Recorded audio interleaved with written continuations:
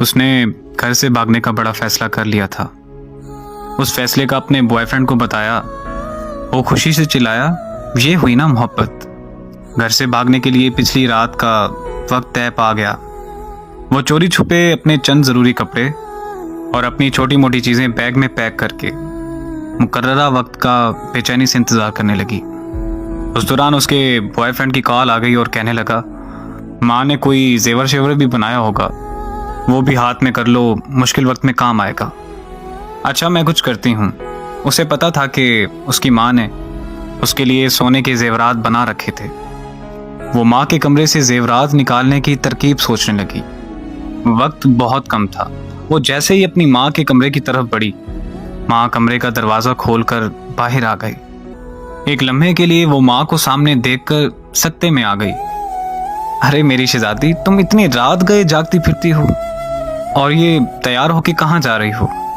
وہی تو بتانے آ رہی تھی، رات کو لیٹ فون آیا تھا، یونیورسٹی والوں نے ایمرجنسی کچھ کام کے لیے بلایا ہے، میری کچھ سہیلیاں بھی جا رہی ہیں۔ اس نے خود کو سنبھالتے ہوئے جھوٹ گھڑ دیا۔ اچھا تم ایسے کرو کہ تم میرے کمرے میں بیٹھو، میں تمہارے لیے کچھ بنا کے لاتی ہوں۔ ماں کچن میں چلی گئی اور وہ ماں کے کمرے میں داخل ہو گئی۔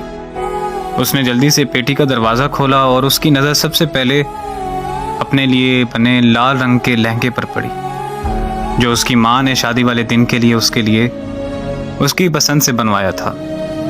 ماں اکثر مجھے کہتی رہتی تھی کہ جب میری بیٹی اسے پہن کر دلہن بنے گی تو شہزادی لگے گی۔ ایک سے بڑھ کر ایک اچھا سوٹ، بہترین بستر، ڈنر سیٹ، ٹی سیٹ اور نہ جانے کیا کیا، بہت سی قیمتی اور خوبصورت چیزیں۔ کچھ چیزیں تو ایسی تھیں جو ماں نے چوری چوری بنا رکھی تھیں، جن کا علم بھی مجھے آج ہوا۔ چیزوں کو الٹ پلٹ کرتے ہوئے آخرکار اس نے زیورات ڈھونڈ ہی نکالے، لیکن اس کا دل و دماغ چکرا کے رہ گیا۔ زیورات اس سے اٹھائے نہیں جا رہے تھے۔ اس نے کمرے میں نظریں دوڑائی تو دیکھا فریج، مشینیں، برتن، سب کچھ پڑا ہوا تھا۔ ایک ماں کے کمرے میں ایک دلہن کے کمرے کا مکمل سامان پڑا ہوا تھا۔ ضمیر نے اسے جھنجھوڑا اور وہ سوچوں میں گم ہو گئی۔ ماں کی کوکھ سے جنم لینے سے لے کر اب تک ماں باپ نے میرے لیے کیا کچھ نہیں کیا، میرے اگلے گھر کا سامان تک بنا دیا، اور میں بے فیض بے وفا کیا کرنے جا رہی ہوں؟ مار کر اپنے ماں باپ کو خود مرنے جا رہی ہوں۔ محبت کا سمندر گھر میں ہے اور میں محبت کا دریا سر کرنے جا رہی ہوں۔ اس کی آنکھیں بھیگ گئی تھیں، اسے اپنی حماقتوں پر خوب رونا آ رہا تھا، اور اس دوران ماں آ گئی۔